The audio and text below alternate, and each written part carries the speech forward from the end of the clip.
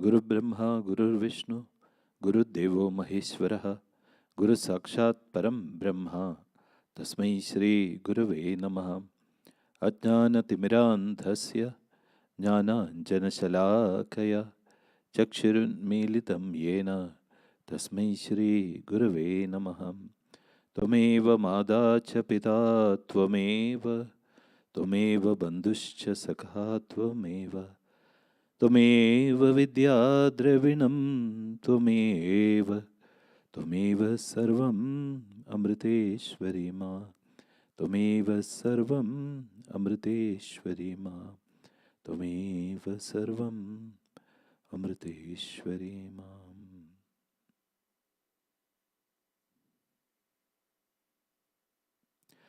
Om Amriteshwari Nama. We'll begin with a short meditation.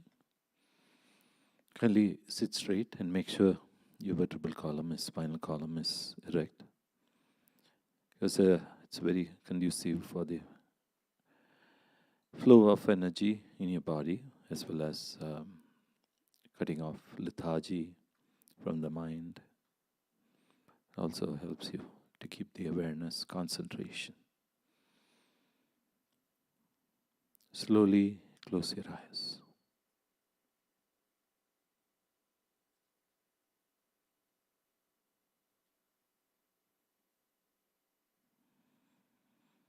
Try to become aware of your breathing.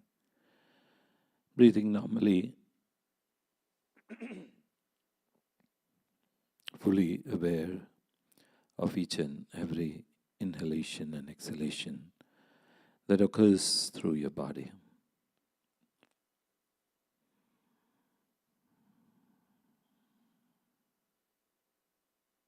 Try to observe your body as an instrument through which the air enters and then goes out.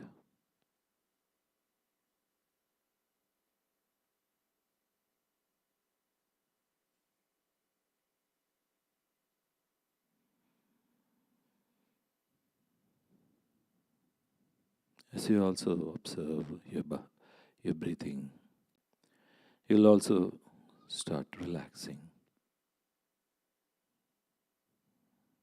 Feel the relaxation.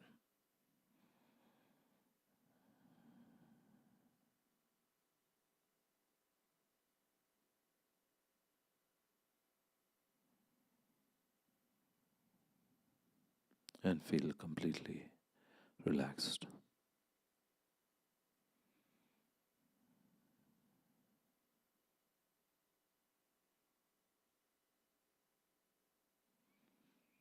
Now as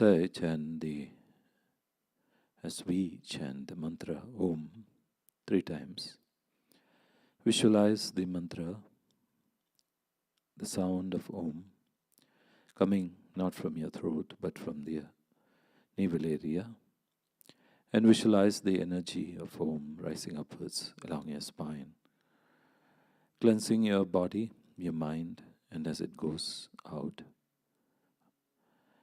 imagine it cleanses the environment, the atmosphere around you. Now can you take a deep breath?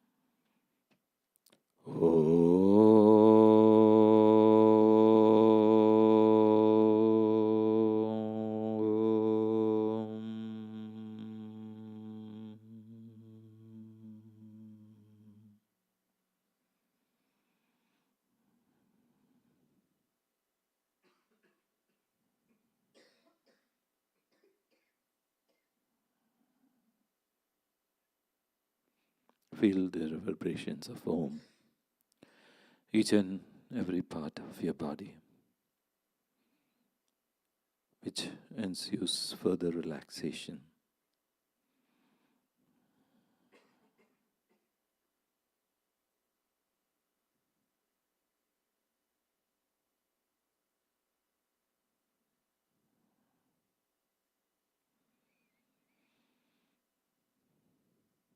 Now, slowly bring your awareness on your breathing.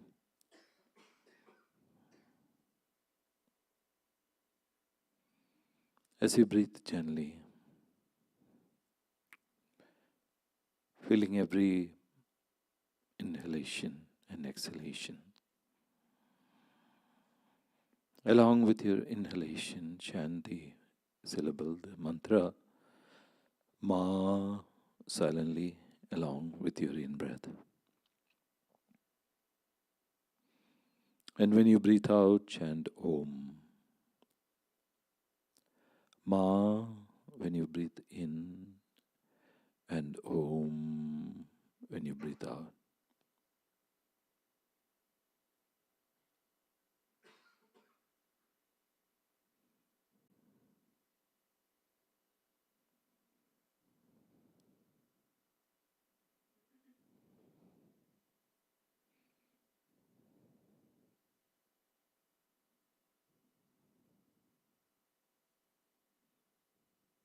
Ma is a representation of divine love, and Om of divine light.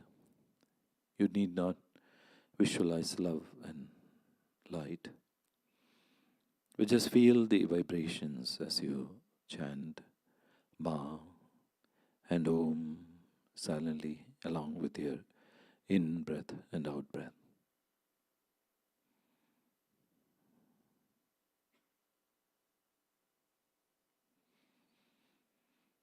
We'll continue for some time like this. Ma,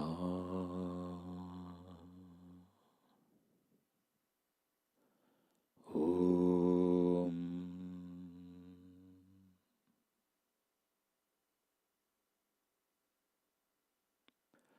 Ma,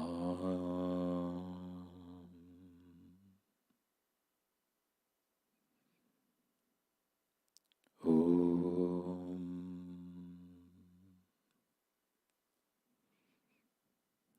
Try to become aware of the gap between Ma and Om, and when you chant Om and Ma.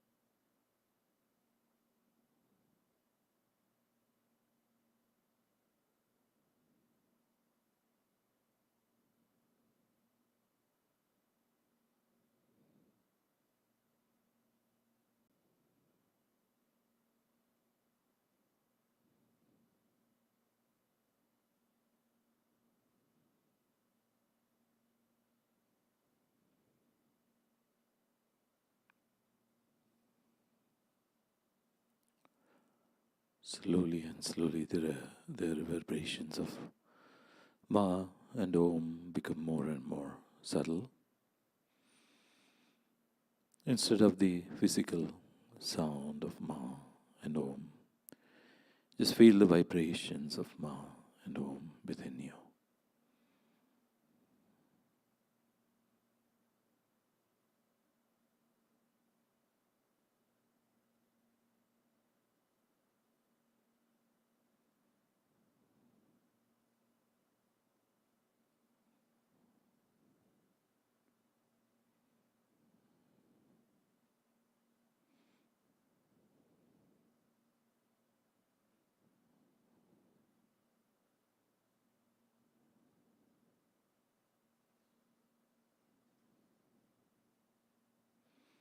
Now feel the love and light in your heart, just as a flower bed opens into a beautiful flower. Feel your heart opening up with that love and light and that divinity.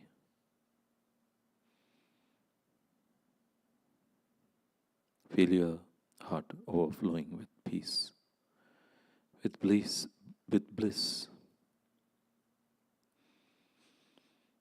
silence, with love, and with light.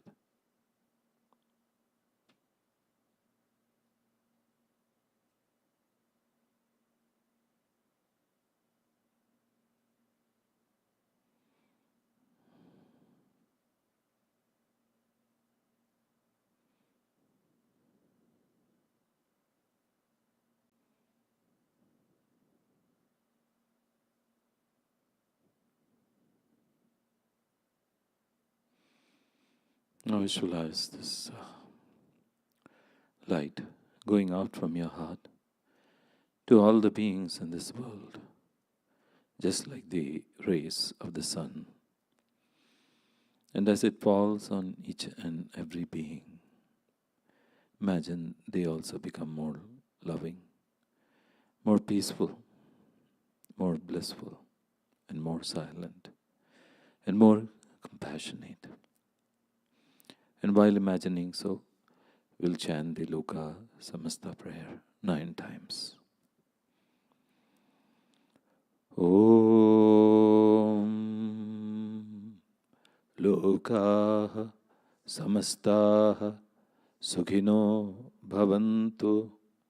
Loka Samasta Sukhino Bhavantu. Loka Samasta Sukhino Bhavantu.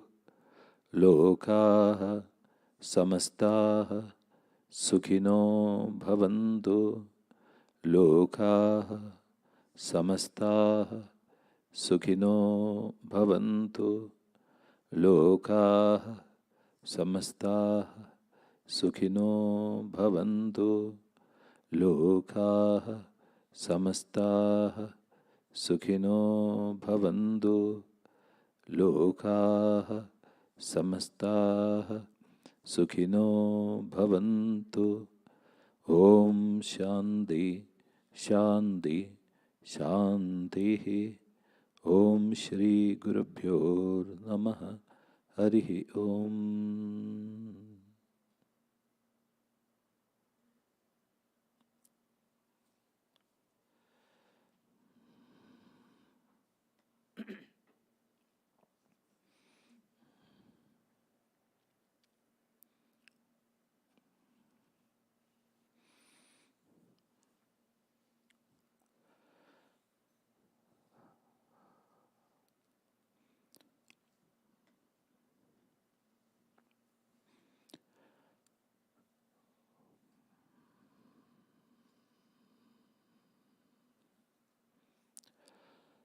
Om Dhyayamo Dhvlavakundhanavatim Tejomayim Naishtikim Snigdha Pangavilokinim Bhagavatim Mandasmidashri Mukhim Valsalyamritavarshinim Sumadhuram Sankirtanalapinim Shamangim Madhusekta Amritanandatmikam Ishwarim. Om Sadashivasamarambham Shankaracharya Madhyamam Asmadacharya Paryandam Vande Guru Parambaram Sruti Smriti Purananam Alayam Karunalayam Namami Bhagavatpadam Shankaram Logashankaram Shankaram Shankaracharyam Keshavam Bhadarayanam Sutrabhashya Kritau Vande Bhagavantau Punaha Ishwarau Gururagmedi Murti Bheda Vibhagine Vyoma Vyapta Dehaya Dakshina Murtaye Namaha Om Amriteshwariyay Namaha Om Amriteshwariyay Namaha Om Amriteshwariyay Namaha.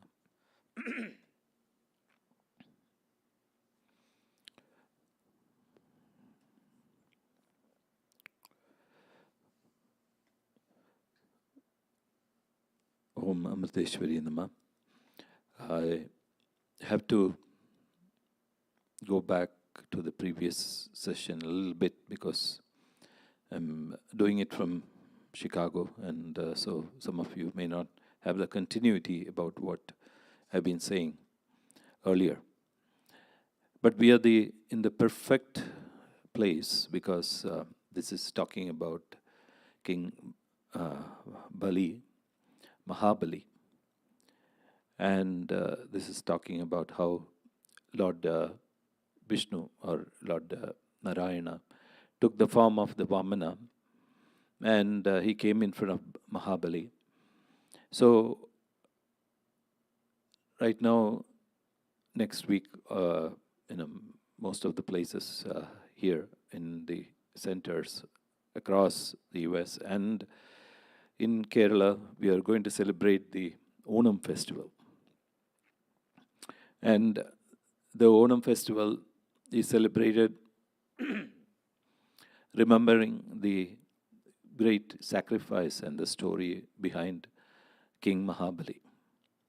And it is said that in the end of the story that King Mahabali is allowed to come back every year, and once every year. And Onam is the festival when he comes back, especially, as you know, it's only celebrated in Kerala. So now you know King Mahabali was the king of the demons. So now you know all the Keralites belong to which clan.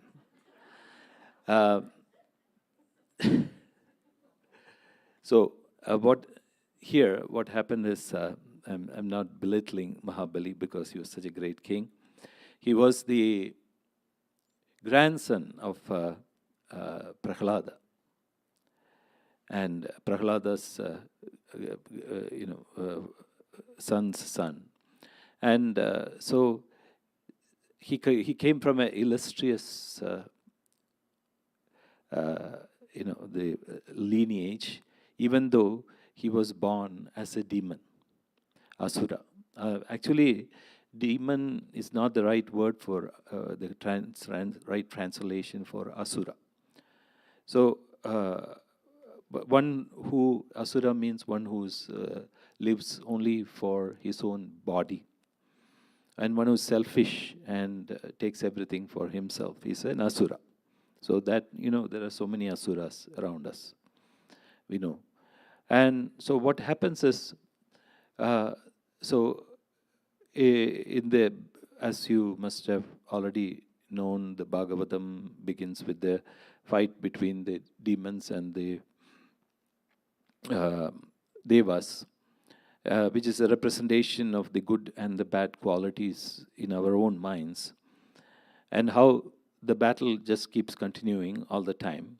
It never stops. And sometimes the devas win, and then the asuras are actually trouted out of their kingdom. And then after some time, the asuras get all the strength and they come back.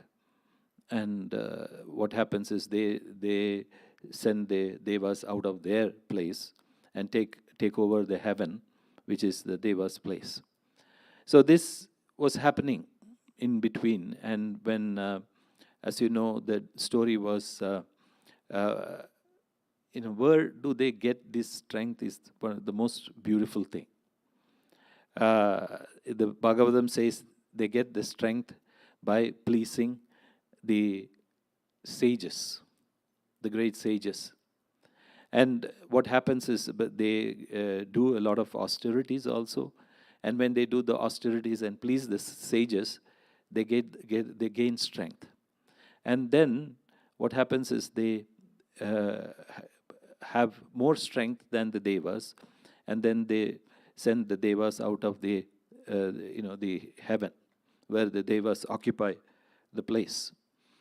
And so when the devas were sent out this time, as you know, the two mothers, actually the devas and asuras are brothers only.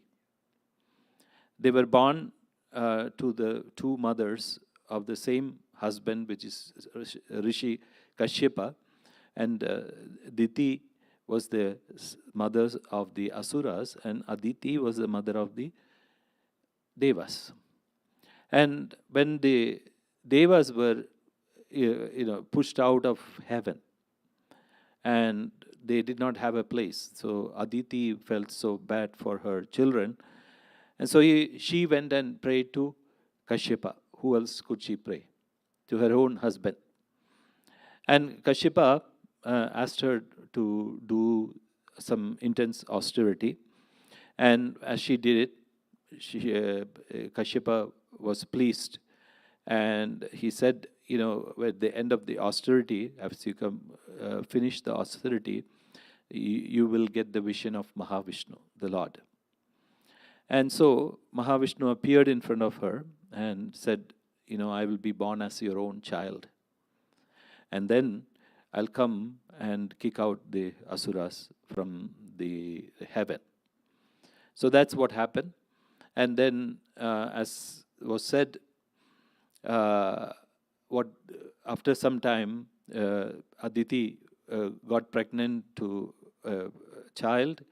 And as soon as the child came out, the most wonderful thing was it was so illumined, and it's also so bright. And then there was a whole bunch of heavenly beings who were watching him, and it was said that Saraswati Devi herself and gave him the thread.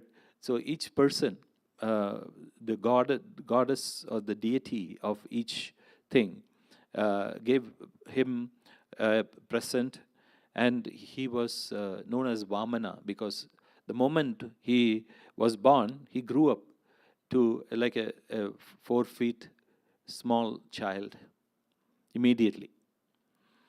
You might have seen the pictures where during Onam, where Amma comes out of her room and there is a small boy holding an umbrella, right? That is Vamana. So it's like that, only just a small little boy who's like 4 feet tall, and he has an umbrella. And Mahabali was performing a sacrifice, Ashwamedha Yajna. And when he went into the sacrificial place, what happened was everybody stood up. All the sages stood up, knowing that it was indeed Mahavishnu. And Mahabali, who did not know who it was, welcomed the boy, and he said that, very humbly and with so much of devotion, he said that, today your arrival to my house has brought satisfaction to my ancestors and purification to my dynasty. And so he says, you'll make my sacrifice perfect, and let me wash your feet, which will remove all the impurities and which will be sanctified. And he said, then he says, from his own ego, he says, I presume that you have come here seeking something.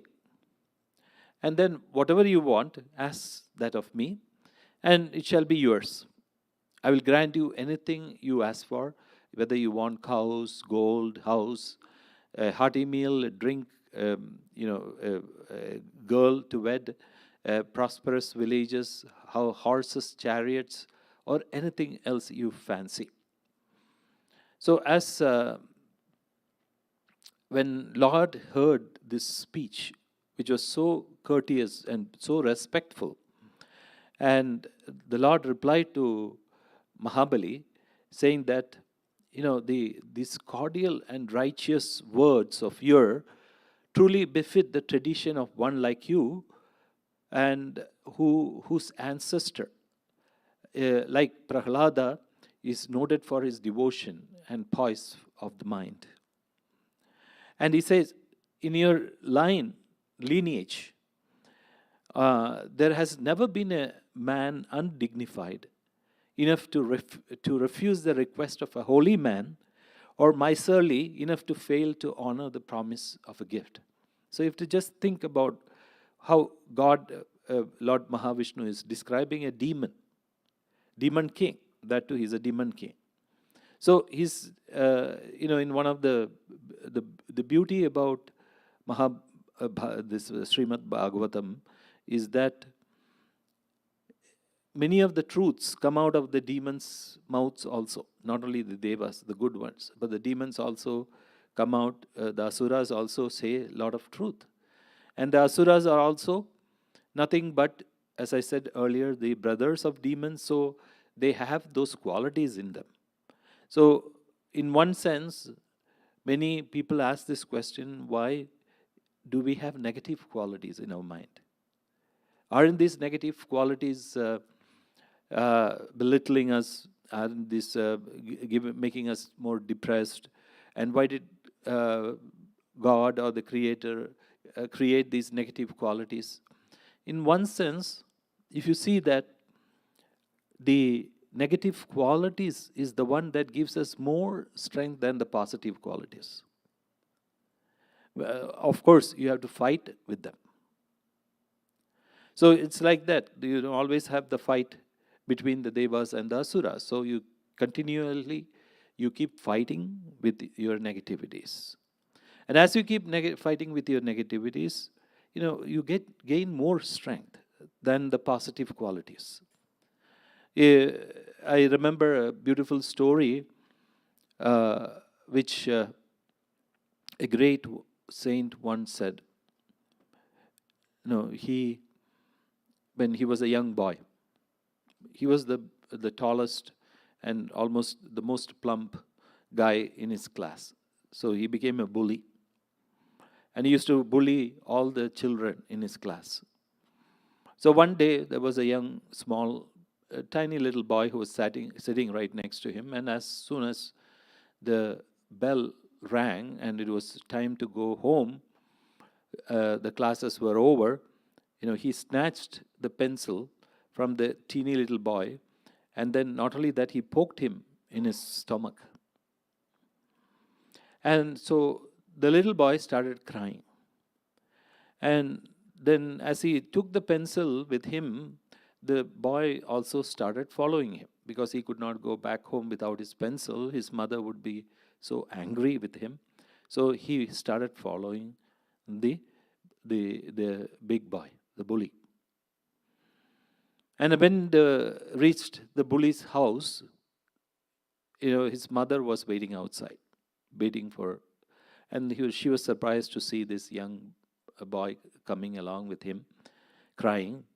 So she took her son and took him to his room and locked him in the room. And then she came back and she asked the little boy, why were you crying? So he said that your son took the pencil from me, and then not only that, he poked and looked at the mark, and he was crying. And so the mother went and asked her son, is that true? So he said he just kept quiet. So the mother knew it was true. So she took a cane and gave him like 2 nice whacks and put him back inside the room and locked him up. for the rest of the evening. And she gave a lot of sweets to the little boy and sent him back with the pencil, with 2 or 3 other pencils. And the boy was happy. So later on, the Mahatma, who became a Mahatma later on, he said, I don't remember the number of laddus my mother has given me. And my mother had given me so many doshas, masala doshas, idlis, and all these sweet things. And I don't remember any one of them. But I do remember those 2 wax that she gave me that day. So that is the power of negativity. So it will create an impression in your mind that will give you the propensity to move forward. So even though it is negative, if you use it wisely, it will become positive.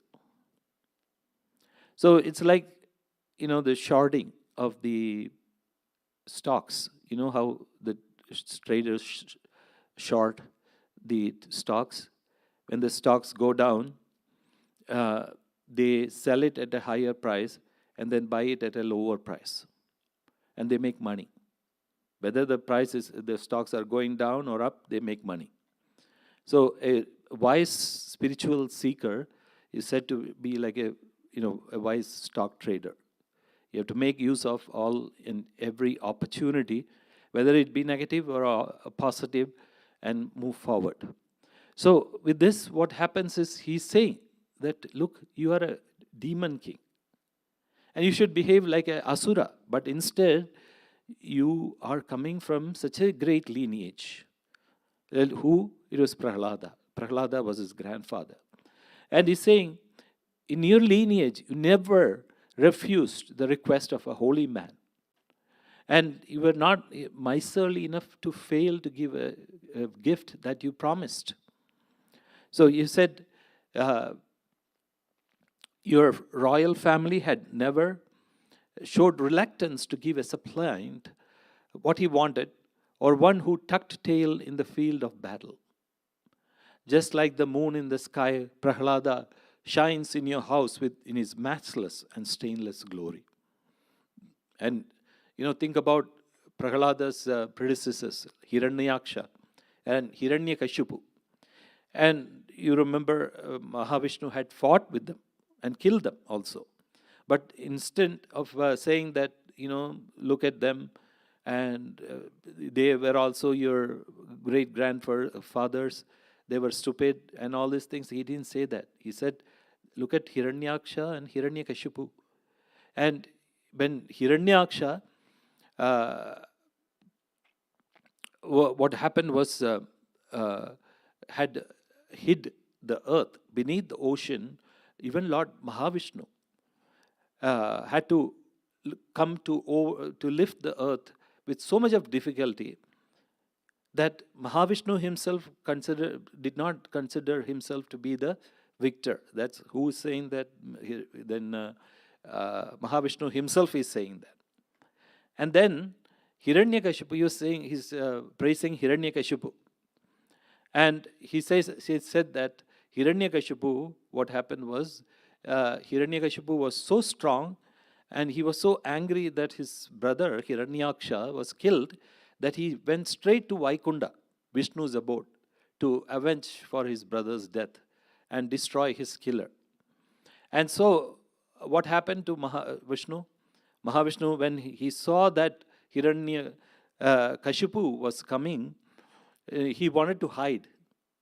He was saying he was coming like the god of death, Yama, and with his 3 trident in his hand. And so what happened? So Mahavishnu thought, look, wherever I go, he has the capacity to follow me in all the worlds, all the 3 worlds. If I go to all the 3 worlds, he will follow me.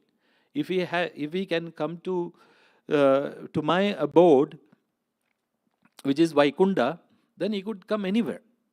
So he said, the best place to hide and to avoid him will be inside his own heart. He will never seek me. He will never find me inside his heart. because he's an extrovert. So that is the real definition of an asura, because he's extrovert, always extrovert. He cannot look within. So what he's saying that even Mahavishnu had to hide inside Hiranyakashipu's heart. And so he became so subtle enough that he was sucked in by the Hiranyakashipu's breath and entered into him through his nose. And so what happened was, Hiranyakashipu, when he failed to find Vishnu, he yelled in fierce rage and anger, and the earth, the heaven, the sky, the waters, the oceans, and the 14 worlds high and low in search of Vishnu, but could not find him anywhere. So he went all over. And see, he said, not finding him, he said, I have searched the whole earth, but my brother's killer is not to be seen. So he must have gone away with no return. So what happened was, he's praising Hiranyakashipu. Then he is saying, and your father was Prahlada's son. So he's saying that Prahlada's son, endowed with great reverence for holy men, and gave up his life to the Devas, who went to him begging in the guise of holy men, though he knew they were Devas and not holy men. So even his father was killed by the Devas, who were disguised as holy men. So he's saying, like, look, your lineage is so great, such a great lineage, and you come from that lineage. So you can see that the same character in Amma. When Amma looks at a person, she never finds fault, even though the person might have 99 faults. And if she sees only one good thing, that's why the Lord Shiva's crescent moon signifies that even if there is only one good thing about the character of that person, she will praise them so high. And she will say, oh, such a great person. Look at him, he is this, he is that. And through that quality, she will bring out the greatness of that person. And she would completely ignore the 99 qualities which are bad in that person. So similarly, Mahavishnu is doing the same. And that reminds me of one thing. You must have heard that story about me. Even though I have so many asuric qualities, the same thing with Amma. Once when I wrote a note to Amma, I had used a one-sided paper because I didn't want to waste a paper. And so I wrote a note to Amma. And I was giving her the timing from one like San Ramon to LA, how much time it takes, and how many hours, and what's the driving distance. She also asks all these things. How many miles is the drive distance, and how much time will it take, and so that she will calculate where to stop, where not to stop, and she will do all those things, the lunch, the dinner break, and all these things. And so I gave her this paper, one-sided paper. And it was, I think, 6 months later, Swami made an announcement that Dayamrita gave me a note on a toilet paper. That's what she said. She made the one-sided paper into a toilet paper, so that I would not become egoistic. She said, she herself said the answer. So somebody asked, Amma, aren't you supposed to give the guru in a very neat paper and present in a good writing and all these things legible and nice? So Amma said, he knew that I will be happy if I gave him, that is Dayamrita, gives it to Amma in a paper which has been used only already used one-sided, and it's not wasting that paper, and the other side will be used properly. So Amma said, so she was saying like this. So just I'm saying that one small quality is enough for them to praise you. And so he's saying that, look, you come from such a beautiful lineage, a great lineage. And and also all the people in your lineage are generous. And so when Mahabali said, I'll give you anything, ask for it. He said, all I want is 3 paces of land, and that too measured with my feet. Just 3 paces of mine and land. So, and he said, O king, I do not seek anything from you who are noted for your generosity and who are the master of all the worlds. For one should receive gifts only what is absolutely necessary, and so he acquires no sin thereby. So if you receive unnecessary gifts, that's what happens. And look at Amma. What does she do with the gifts she receives? Well, most of it is unnecessary for her. So she just gives it away. Or what she does is, you can see the flowers being recycled, the malas being recycled, the flowers being recycled, whatever the gifts, it comes back into the bookstore as Amma's prasad. And so she uses that in such a manner that it helps other people. And by the money that is generated, it goes to the welfare of the poor and the sick. So he's saying that you should only receive gifts which is necessary, and therefore you would not incur sin. And Bali said, oh, you stripling of a Brahmana boy, your words are no doubt noble enough to get the approval of wise men. So meaningful and dignified they are. But you still show signs of immaturity, a childishness in outlook, for you do not seem to know your own interest. And after having extolled and pleased me by words, I who am the master of the whole world and have got the resources to make a gift of a whole continent, you ask of me a mere pittance of 3 feet of earth. Such a person must indeed be stupid.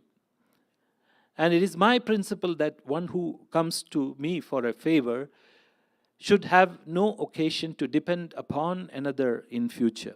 Therefore, O boy, ask of me land sufficient to maintain you for life. So here, Mahabali is telling, what a stupid person are you.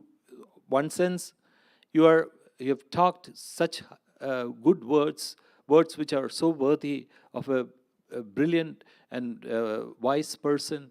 But when you asked for a gift, you asked only for 3 feet of land, that too with your foot, measured with your foot. And what a stupid thing. Just ask for, I could give you a whole continent if I want to. So then the Lord said, even all the pleasing objects of the universe will not be enough to satisfy a man who has no mastery over his senses. A person not satisfied with 3 feet of earth will not be satisfied by getting the whole of Jambudvipa with its 9 regions. He will afterwards aspire to get all the 7 dvipas, the continents. And we have heard that even emperors like Prithu and Gaya, who were the masters of the 7 continents, were not satisfied with the wealth and pleasure which their power and position made available to them. So he said, look, you must have heard about this, this, if you are not satisfied with 3 foot of land, and you will never be satisfied with any number of land that you own. And in this, Jambudvipa at that time, and now also it is classified, were India stands. And they say, according to this, the 7 continents. So the 7 continents are known as the 7 islands of the world. And what happens is Jambudvipa is where India stands. And so he's saying, even if I were to aspire and get all of the Jambudvipa, and not only that, even if you give me the whole 7 continent, there's the whole world, you will not be satisfied. And he says, you must have heard of the great emperors Prithu and Gaya, who were the masters of 7 continents. They had conquered the whole world, yet they were not satisfied with wealth and pleasure and the power and the position.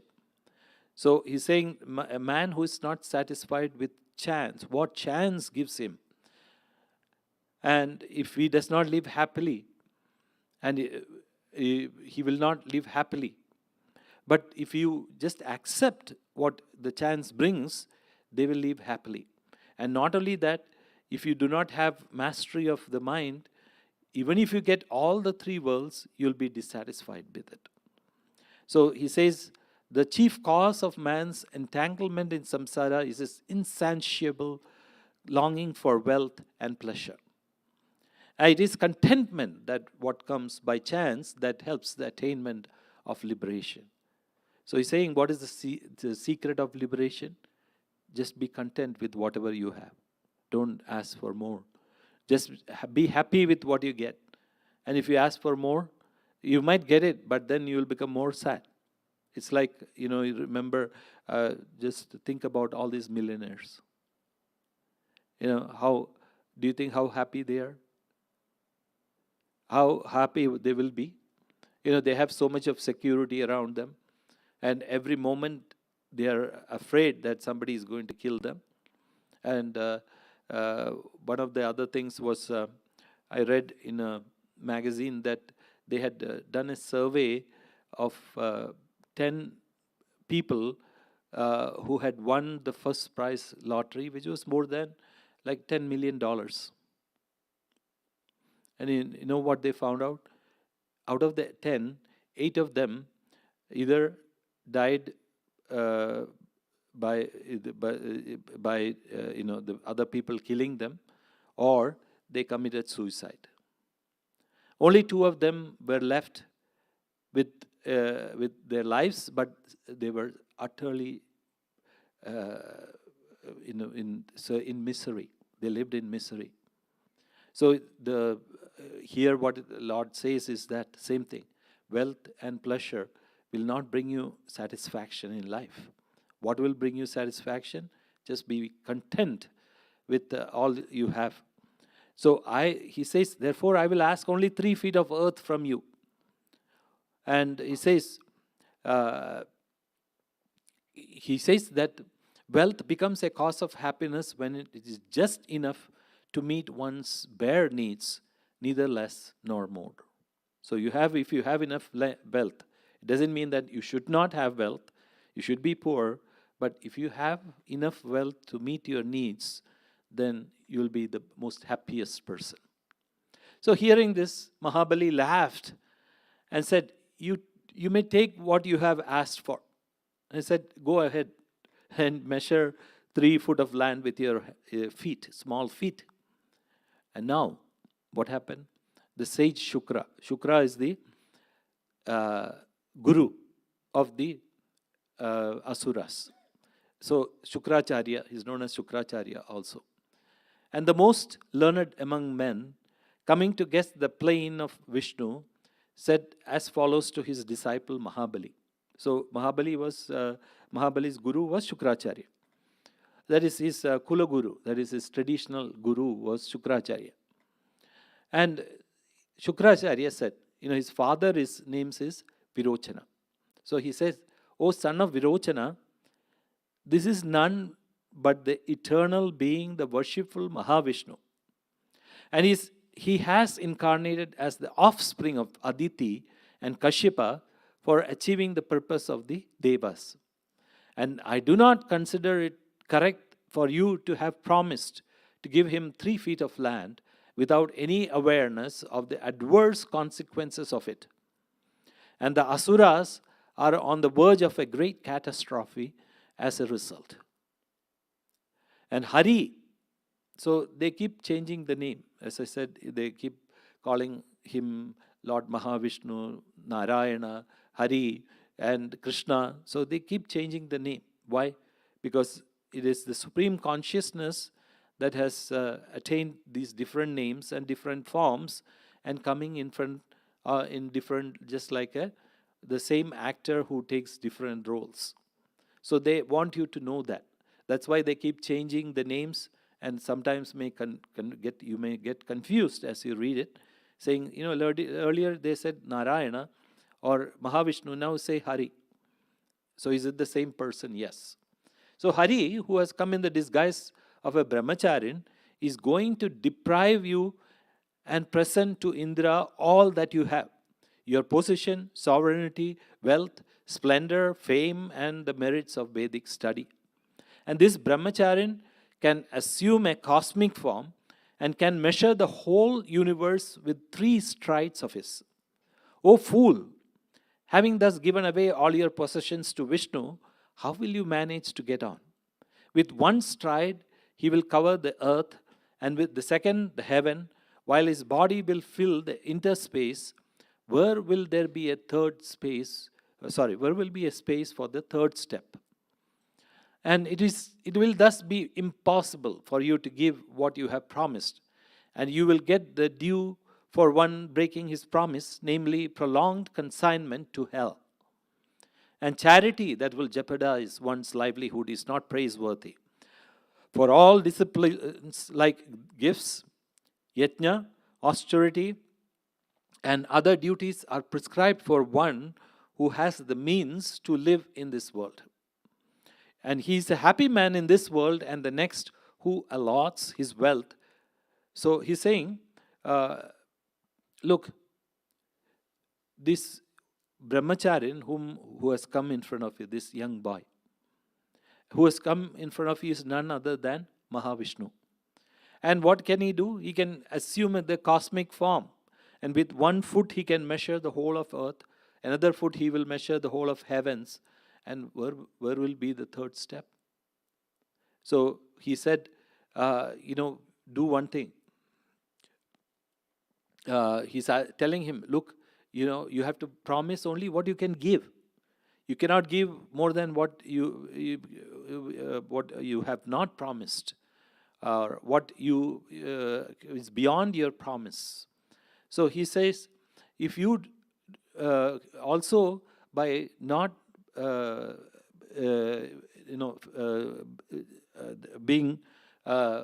giving that promise to Mahavishnu, if you do not fulfill that promise, then where will you go? You will go to hell. That's what he says. And he says,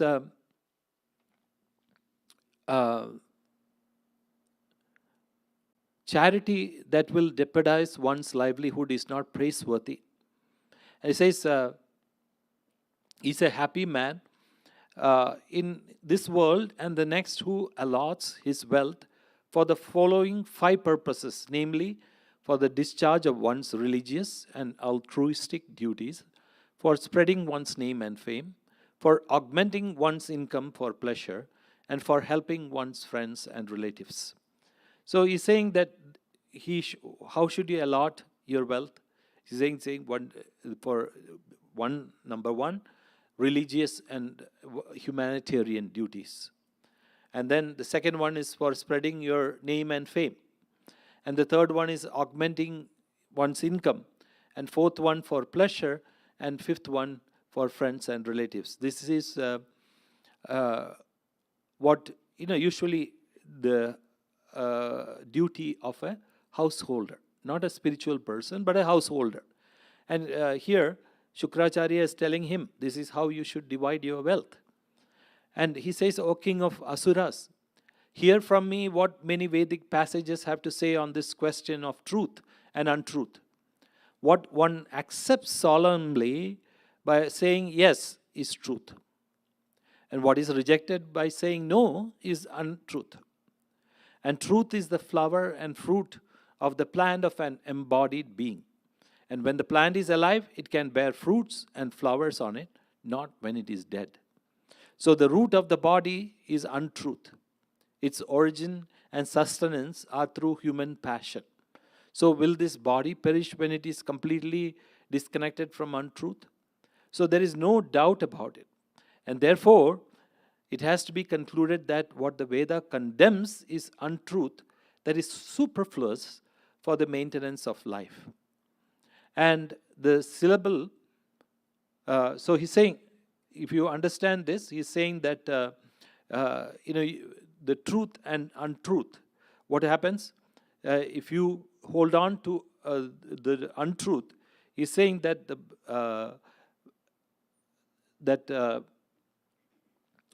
an embodied being, so only when the plant is alive, it can bear fruit and flowers, and not when it is dead. Or similarly, when the body is there, only the truth and the untruth can remain. And so, what he's saying, the syllable Om, indicating I give, means that one's wealth flows out of oneself, and to that extent, one gets deprived. And now, if one says Om, or gives away only a little of one's possessions, he will become poor by that much only. So, with the remaining, he can somehow support himself. But if he says Om to a suppliant, in regard to all his possessions, that gives a blank check to a person in need, then he will have nothing left to fulfill his own needs. Life will become impossible for him. So stick to untruth. That is, to refuse to give away everything is the way to preserve one's existing wealth and to draw that of others to oneself. But one should not stick to this way always, because it will bring the disrepute of being a miser or a greedy man, and a man who is subject to ill fame is as good as dead when he is breathing. So gifts have therefore to be given, but very discriminatingly. So he's saying that, when you give out gifts, if you die giving out gifts, then what is the use? If you are left with nothing and you are going to give out everything and your body is going to perish, then what is the point? So you should give gifts only what is with discrimination and with whatever which you can give. And he says, besides, it's said that to tell an untruth under the following circumstances is not sinful. These conditions are: 1, to please and attract a woman; in jest, for the purpose of finalizing a marriage; for preserving one's livelihood; to save oneself from death, and to save a holy man or a helpless creature; and to save another from the death of great danger. So I'm not going into the conditions of when you can say a lie, because some may feel that it is not apt. So here he's arguing, saying that these are the five different situations where you can say lies. So that is according to the Asura philosophy, not the human philosophy. So you have to understand that. So you have to take it with a grain of discrimination and send it away. So what he says may not be. That is what it is. He's saying whatever he's saying is not correct. So he said, Sri Shuka, who was saying that, O king, hearing the speech of Rishi Shukra, his family teacher, Mahabali, the master of sacrifice, sat quiet for a moment and then said with determination. He said, "Oh, you worshipful sir, what you said about the dharma of a householder, that his actions should not adversely affect his worldly interests, happiness, name, and livelihood is no doubt right." So you can just imagine how he discriminated it. He's saying whatever you said is correct, but that is only applies for a worldly person, not for a spiritual person. And he says, but how can I, the grandson of Prahlada, the illustrious Prahlada, behave like a cheat and refused to give this holy brahmacharin what I have promised. And the earth deity has declared, save a liar, I can put up with anyone else. So according to the earth deity, there is no adharma greater than lying. And nothing is more frightening to me than disappointing a holy man. Neither poverty, nor loss of position and power, nor death, nor even hell. And he says, so, he's saying, see how beautiful his words are. You might ask this question. Look, he's disobeying his guru, right? His guru said not to give it. And now he's disobeying and he's saying, why? I'm going to give it. So he gives up his arguments and he's saying that, these are all the arguments. You're talking about, one is about these people who are following that particular path, but I'm not in that path. I'm not a worldly person. I'm a spiritual person. And I cannot do what they have to do or they should do. I have my own dharma. So the beauty of this is, how he defines his own dharma. So if it is said that if the guru asks you to do something which is adharmic, you can refuse to do that. Usually a realized master, in one sense, will not ask you to do anything adharmic. In reality, a realized master will only point you towards dharma. But here, it's also that you can say that he is being tested. The guru is testing him whether he has enough discrimination or not. So the guru will lead him to this path and say, look, there is so many things that you can gain. You can gain wealth, pleasure, and everything. You can take this, or the other path, which is the spiritual path, and show you that either you go this way or that way. What do you want? Is a question. So here, Mahabali was so discriminative. And he says that is for the worldly people. But here he says, in this world, first of all, he doesn't want to displease any holy man. That's the first and foremost thing that he says. And says he's in this world, wealth and such other earthly acquisitions are all lost, one at death. And then what harm is there in giving them up for a good cause, even when one is alive? So you have heard this story of King Alexander, at that time who conquered the whole world. And at the time of death, what did he do? He put his hands out just to tell everybody that I am not taking anything. So he's saying the same thing here. At the time of death, you're not going to take all these acquisitions. So he's saying, why shouldn't you give it for all your wealth for a good cause? And then give a portion and retain the rest for your wealth, for comfortable living, if such a suggestion is made.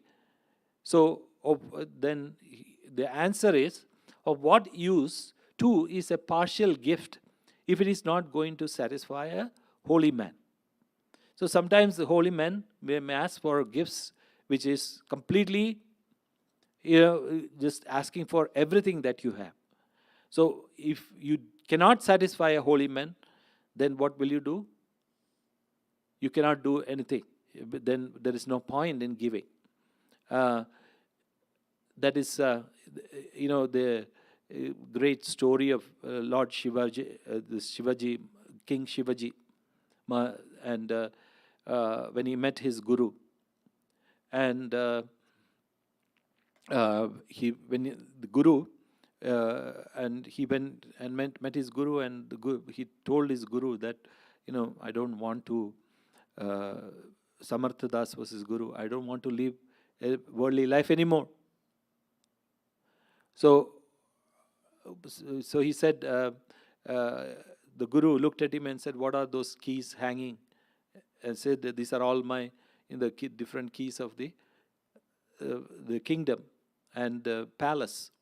So he said, he took it said, give it to me. Give everything to me. So then King Shivaji, without any doubt, gave it to him.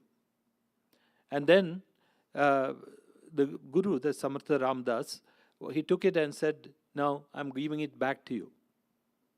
And now you go and rule the kingdom as if you're ruling the kingdom for me and not you. And that I am the king and not you. So that is, it's not that they need the gift.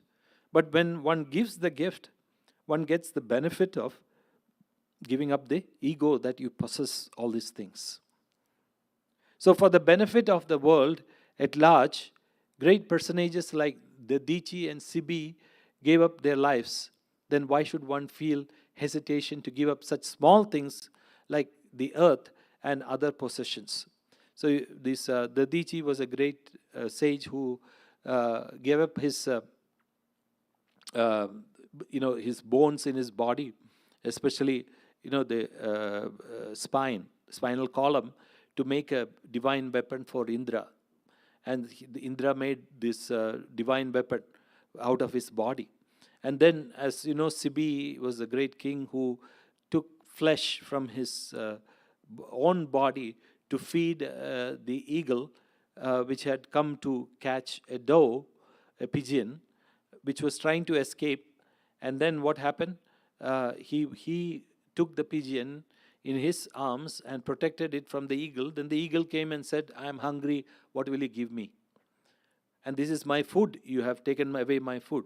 So he cut a piece of flesh from his own body and said, take this. So that he was such a selfless person. And so was Dadichi. So he's saying, these great people like him were there, then why should I hesitate to give up this small thing? So he says, oh learned one. So just think about this. This is coming from the mouth of a Asura king, a great Asura king. And he says, oh learned one, time might consume this earth. The possession that the Asuras have been enjoying by virtue of their valor, which has made them strangers to anything like retreat in a battle. But time shall not so consume their reputation, in which they are held everywhere. So, O holy sage, there are quite many in this world who gave up their bodies in the field of battle without retreating, but those who are ready to give their wealth and to worthy persons or causes with genuine faith and unselfish dedication are few and far between in this world. So he says, many people have given up their life in the battle, but few people have given up their wealth or their possessions. So such people, if you see that, their name and fame even last now. And time cannot erase that. For example, as we are saying, Prahlada. Prahlada, look what Prahlada did. He gave up everything for Mahavishnu, including his kingdom, his father. And he could have become the Asura king, but he did not want to. So because of that, even now, Prahlada is known. And he says, for an enlightened man with a kind heart, the suffering involved in satisfying the needs of even an ordinary suppliant is an embellishment. That being so, how many glorious it is to satisfy illumined personages like you by providing for your wants. So I shall give this to Brahmacharyan what he asked for. So he say, I definitely will give that whatever the Brahmacharyan asked for. So don't stop me. You cannot stop me. So you can just imagine the power of his discrimination. So the story goes then, as Shukracharya said, I'll tell you the story because you might not be able to listen it next time. I'll be in some other place telling the rest of the story.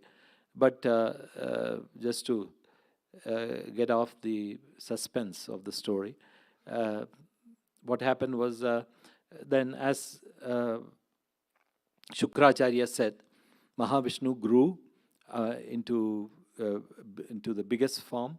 With 1 foot, he measured the whole of earth, heaven and hell.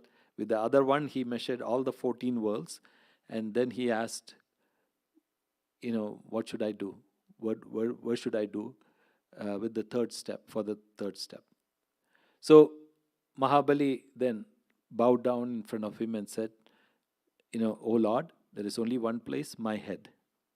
You can put your feet on my head. That's the only one that you have not measured.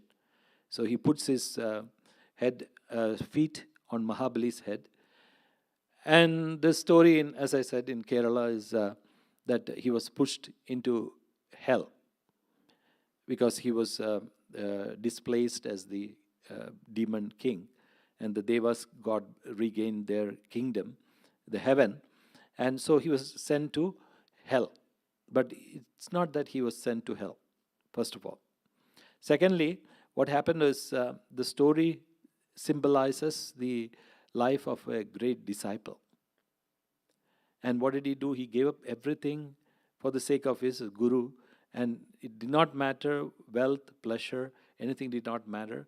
What mattered was just how to satisfy that great being, his guru, who was Mahavishnu, who had also come in the form of Shukracharya. And also, telling him, that's what happens in our case also. Many a times when we used to earlier in earlier years, when we used to go to Amma before we became residents of the ashram, we used to tell we want to become brahmacharis. And so Amma, I remember my own story when I first met Amma. I had no inclination for spiritual life. I did not want to become a brahmachari. And so when after seeing Amma for about 4 months later, suddenly this desire rose in me, saying that I should stay with Amma and become. So the only means to do that was to become a brahmachari. Not that I did not know what a brahmachari meant at that time. So I went and told Amma that I want to become a brahmachari. So Amma turned around and she was going up to her room. And I called Amma and said, Amma, I want to become a brahmachari. And suddenly she turned around, sharply looked at me, and said, oh, you, get lost. You'll never become a brahmachari. So from that day onwards, then I also started getting so frustrated, saying that how can I not become a brahmachari? I have to show her that I will become a brahmachari. And so this battle in me, that the ego arose. And finally, thanks to her grace, I could become a brahmachari. But that's why what happens is sometimes Amma says something which is negative. Why? You might think it is negative, but it's actually to bring out the positivity in you or to make you more resilient. As I was saying earlier, when the negativity comes, you become more resilient to all the situations. So Amma says the same thing, and she says, you go out in the world, do this, do that, get married, have children, and do all these things, get money, and I can give you any innumerable wealth. I can give you a good job. I can give you a good wife or a husband, anything. Do get married, go. So then she's testing. And as my duty as a brahmachari was to say that, no, I don't want anything. So that's why I'm saying sometimes people ask this question, why is Amma saying something contrary to what she has to say or what is correct? So she's testing you. She's asking you to decipher what is dharma and what is adharma, what is right and what is wrong. And so it's not that she could have done that, but she knows that she has to bring out that discrimination in you. So in fact, that she's doing a great service by bringing it out. And just like what Mahavishnu did in Mahabali. And it is said that he was pushed into hell. That's the story that is circulates in Kerala. And he comes out of hell every year. No, he did not go to hell. Mahavishnu sent him to a particular region called Sutala. And gave him a beautiful spot and made him the king of that place, and he lived there very happily and peacefully. So it is absolutely wrong to think like, when the guru puts his feet and presses it, you're going to hell. So it is one of the greatest blessings. And not only that, when Amma does that or Guru does that, it is only to dislocate your ego, because the ego is in the head, right? That's so when she puts her feet on your head, that means it's killing of the ego, the death of the ego. And so that's the representation of why Mahavishnu put his feet. And how is the ego? See, you can see that the ego comes with the association of wealth and the other things, possessions you have.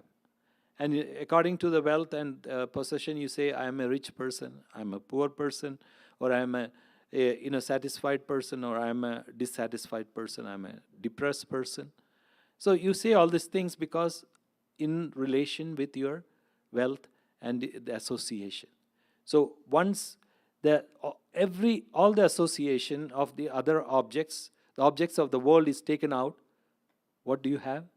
You have nothing. So what will you associate yourself with? So that's what Mahavishnu did. He took away everything. And the moment he took away everything, actually Mahabali got realization. Mahabali became realized because he understood that nothing belonged to him. And so it was the blessing of the grace of the Lord. So let Amma bless us with the same thing, like Mahabali, by putting her feet. Don't ask for it. You'll be in big trouble if you ask Amma to put her feet upon your head. First of all, she may not do it, but if she does it also, then it's for some people it's not good. So let's celebrate Onam in the the right mood and with the right understanding that Mahabali, being such a great being, and he's coming back. He's a great saint actually. He was not an asura. He's such a great saint coming back to visit us and to give us that sense of happiness which he possesses. He's always happy because everything was taken away from him, and the Guru blessed him with eternal bliss. So may we also celebrate Onam in that same sense. So it's a celebration of bliss and not of, as you know, they make a very elaborate sadhya, means a feast with like 15, 20 items. And when you look at these items itself, your head starts rolling, and also you get confused as to what to eat and what not to eat. And finally, just seeing this itself, your stomach gets full. And so what happens is, so people think that these are the things that bring you satisfaction in life. So the whole purpose is to understand these are the things are not going to bring happiness, but what is permanently bringing happiness is the happiness within you. So that is the essence of Onam. So let's celebrate Onam with that understanding. Om Amriteshwari Namah.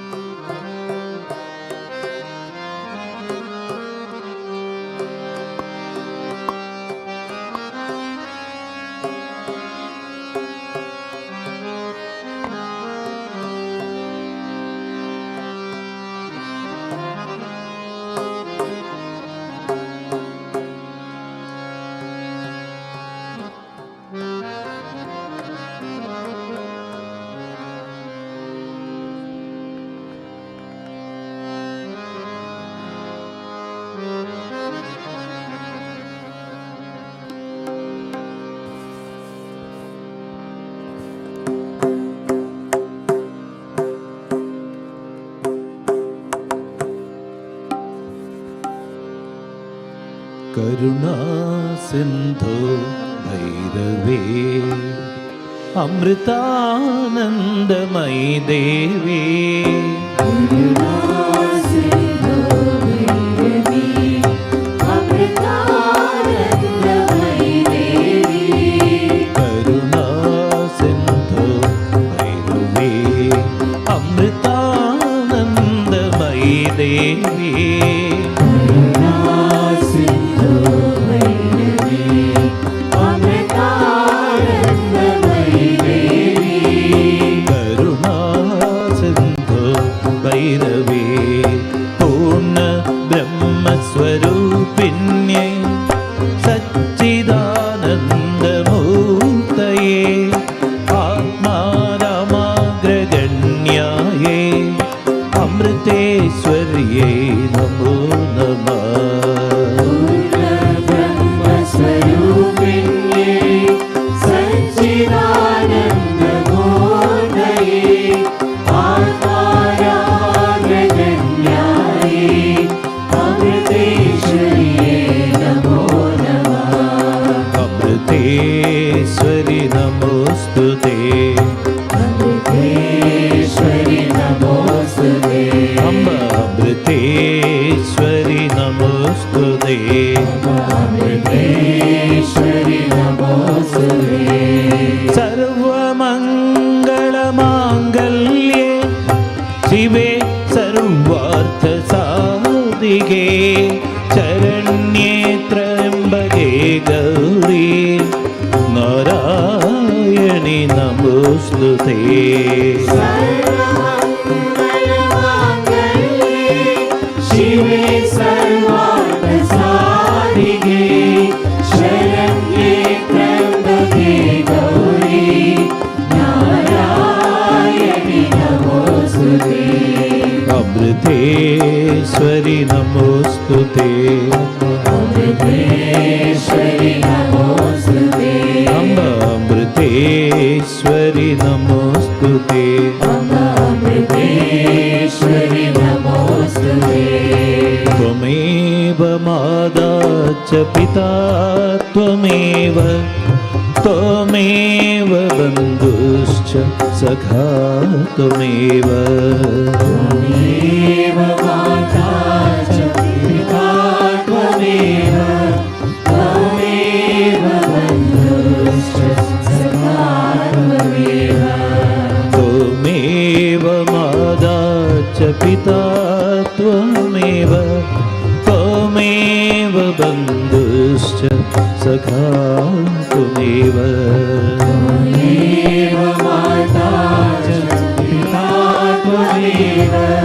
त्वमेव बन्धुश्च सखा त्वमेव त्वमेव विद्या द्रविणं त्वमेव त्वमेव सर्वम् अमृतेश्वरी मा त्वमेव विद्या द्रविणं त्वमेव त्वमेव सर्वम् अमृतेश्वरी मा त्वमेव सर्वम् अमृतेश्वरी मा त्वमेव सर्वम् अमृतेश्वरी मा शरणागत दीनार्थ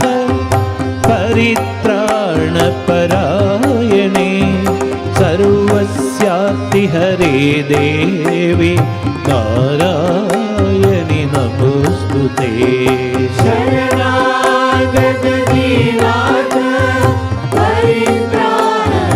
परित्राणपरायणे सर्वस्यापि हरे देवी नारायणि नमोऽस्तुते श्रीमाता श्रीमहाराज्ञी श्रीमत्सिंहासनेश्वरे चिदग्निकुण्डसम्भूता देवकार्यसमुद्यता श्रीमाता श्रीमहारानी श्रीमत्सिंहासनेश्वरी चिदग्निकुण्डसम्भूता देवकार्यसमुद्यता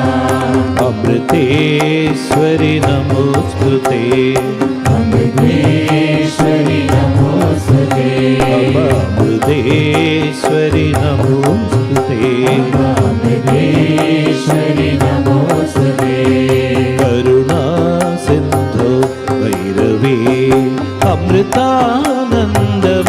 देवी करुणा सिंधु भैरवी अमृतानंदमयी देवी करुणा सिंधु भैरवी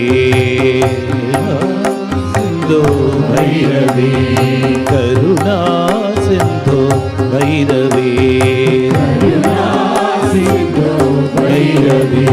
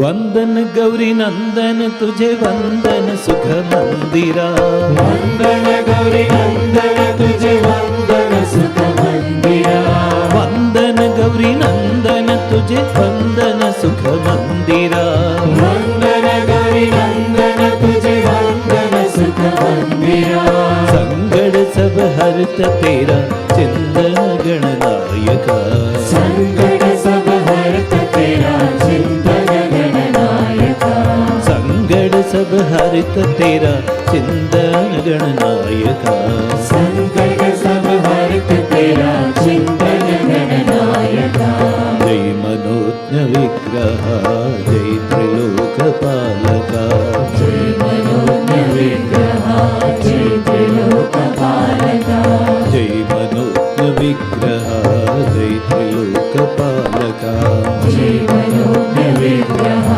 जय त्रिलोक पालका जय मुनीन्द्र वंदिता जय महेश नंदना जय मुनीन्द्र वंदिता जय महेश नंदना जय मुनीन्द्र वंदिता जय महेश नंदना जय मुनीन्द्र वंदिता जय महेश नंदना मंगल सब देता है तू संग तेरे हम चले मंगल सब देता है तू संग तेरे हम चले मंगल सब देता है तू संग तेरे हम चले मंगल सब देता है तू संग तेरे हम चले आनंद है रूप तेरा अंदर आ बसे आनंद है रूप तेरा अंदर आ बसे तू आ बसे तू आ बसे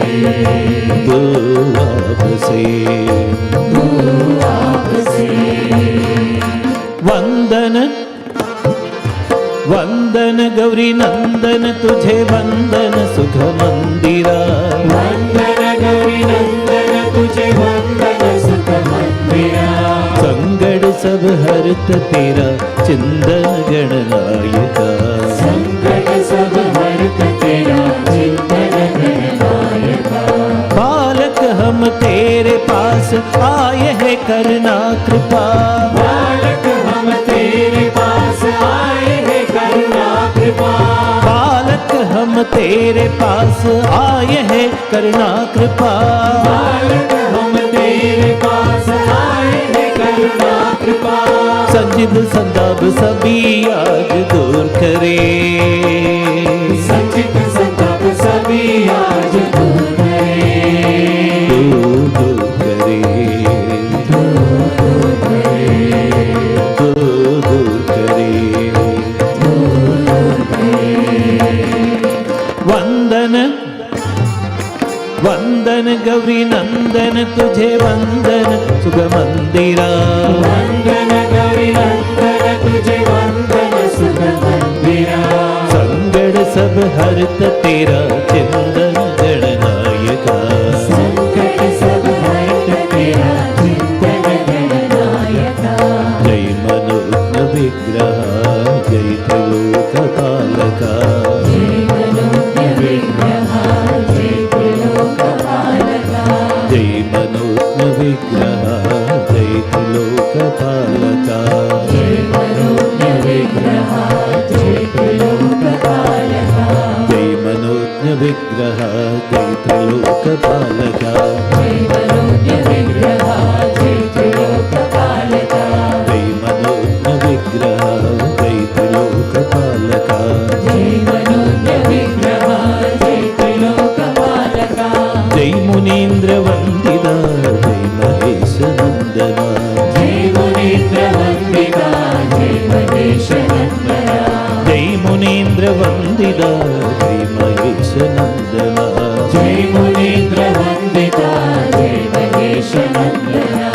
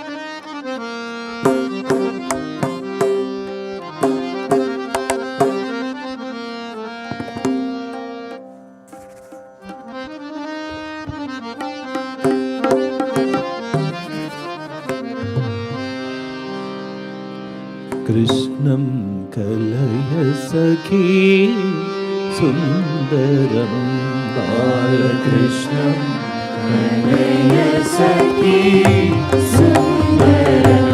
बालकृष्णं कलय सखी सुन्दरं। बालकृष्णं कलय सखी सुन्दरं। कृष्णं कलय सखी सुन्दरं। कृष्णं कलय सखी सुन्दरं। बालकृष्णं कलय सखी सुन्दरं। बालकृष्णं कलय सखी सुन्दरं। कृष्णं कलय सखी सुन्दरं। कृष्णं कलय सखी सुन्दरं।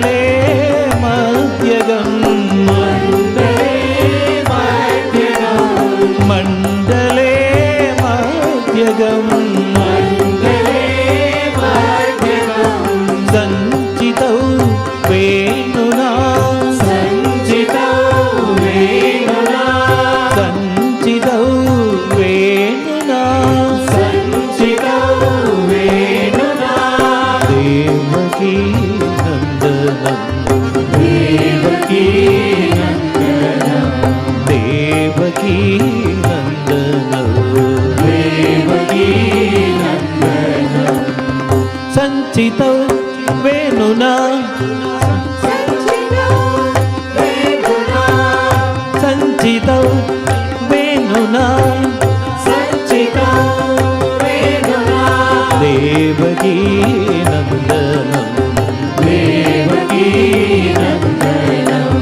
कृष्णं कलय सखी सुन्दरं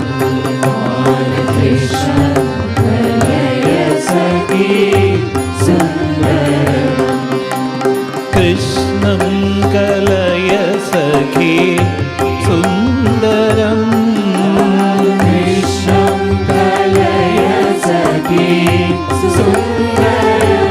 बालकृष्णं कलय सखी सुन्दरं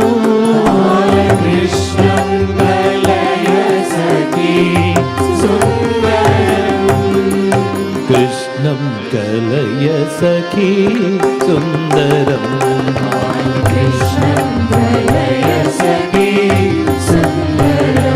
बालकृष्णं कलय सखी सुन्दरं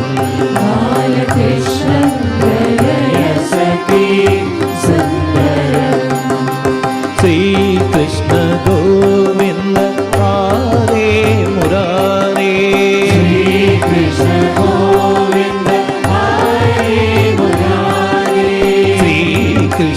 गोविन्द हरे मुरारे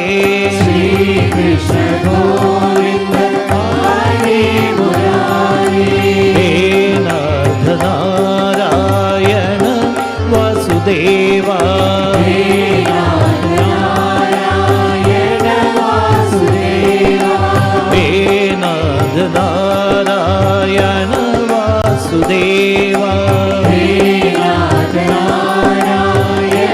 वासुदेवा हे नाथ नारायण वासुदेवा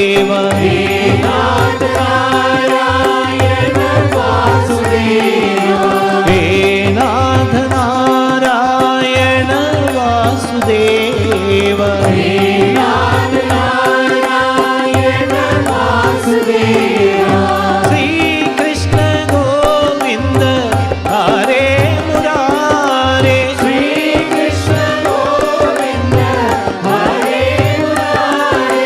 हे नाथ नारायण वासुदेवा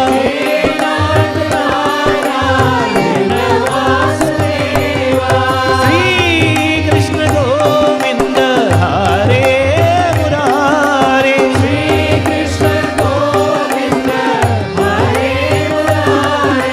हे नाथ नारायण वासुदेवा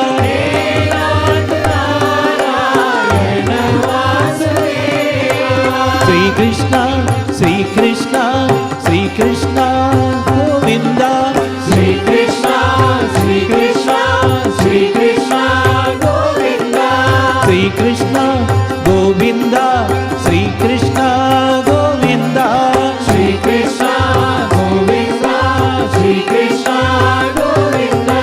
श्रीकृष्ण गोविन्द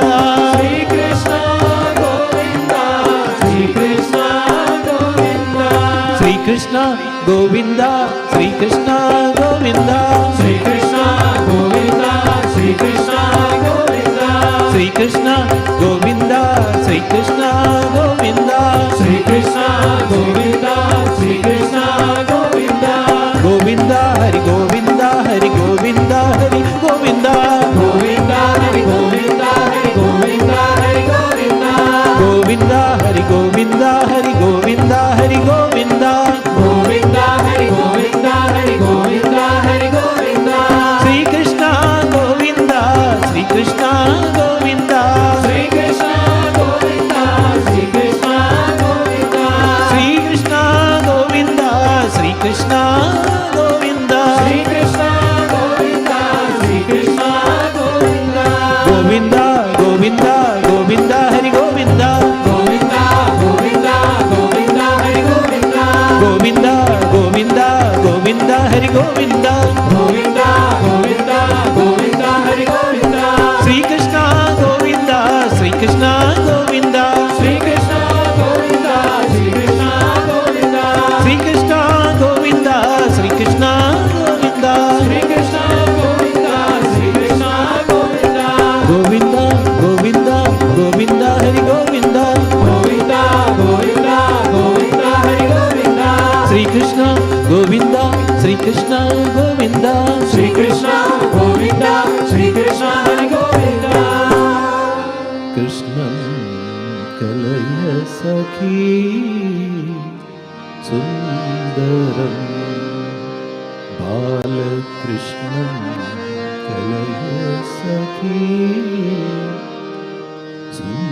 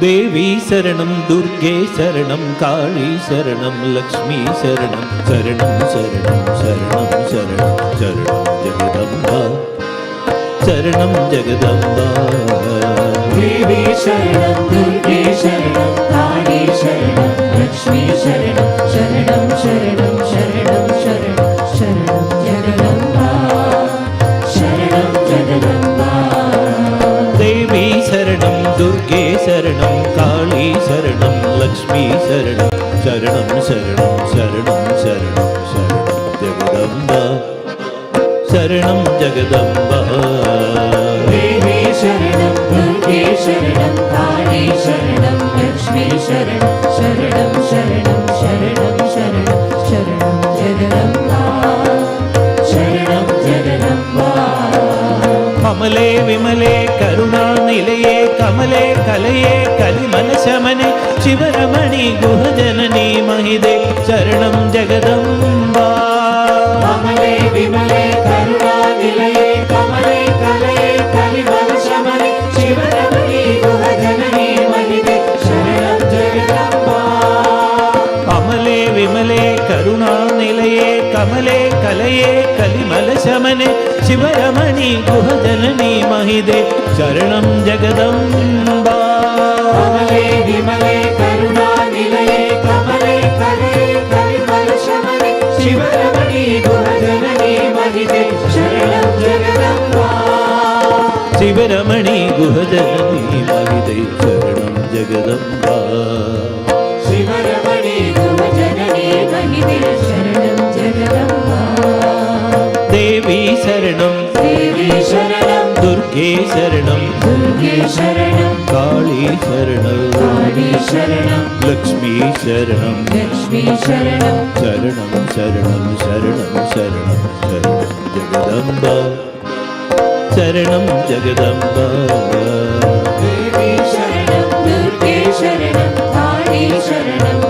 देवी शरणं शरणं शरणं शरणं शरणं शरणं जगदम्बा शरणं जगदम्बा शुभदे सुखदे शिव पद निलये गिरिजे वनजे गिरिराजसुदे शुभवरदे श्रुत जननी सुमुखी शरणं जगदम्बा शुभदे सुखदे शिव पद निलये गिरिजे वनजे गिरिराजसुदे शिववरदे श्रुत जननी सुमुखी शरणं जगदम्बा शुभदे सुखदे शिव पद निलये गिरिजे वनजे गिरिराजसुदे शुभवरदे हृद जननी सुमुखी शरणं जगदम्बा शुभदे सुखदे शिव पद निलये गिरिजे वनजे गिरिराजसुते शुभवरदे श्रुत जननी सुमुखी शरणं जगदम्बा शुभवरदे हृद जननी सुमुखी शरणं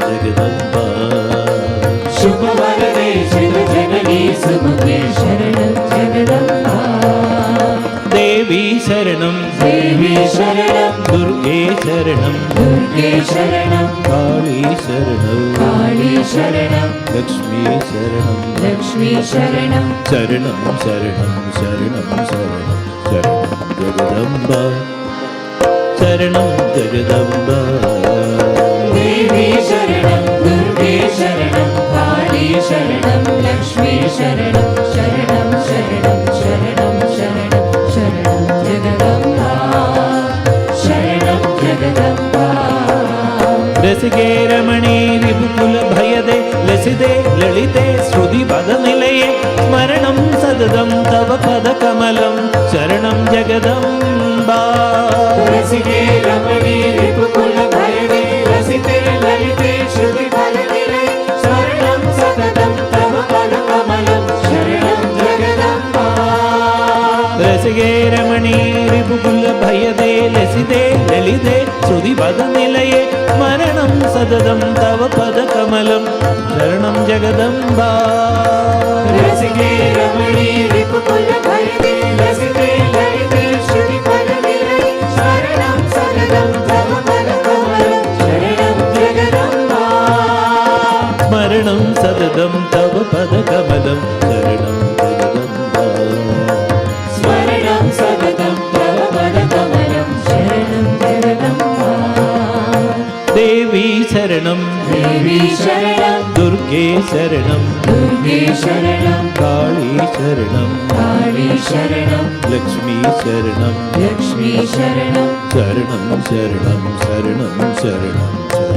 जगदम्बा शरणं जगदम्बा देवी शरणं दुर्गे शरणं काली शरणं लक्ष्मी शरणं शरणं शरणं शरणं शरणं शरणं जगदम्बा शरणं जगदम्बा देवी शरणं दुर्गे शरणं काली शरणं लक्ष्मी शरणं शरणं शरणं शरणं शरणं शरणं जगदम्बा शरणं जगदम्बा देवी शरणं दुर्गे शरणं काली शरणं लक्ष्मी शरणं शरणं शरणं शरणं शरणं शरणं जगदम्बा शरणं जगदम्बा अमले विमले करुणानिलये कमले कलये कलिमल शमने शिवरमणि गुहजननी महिदे शरणं जगदम्बा कमले विमले करुणानिलये कमले कलये कलिमल शमने शिवरमणि गुहजननी महिदे शरणं जगदम्बा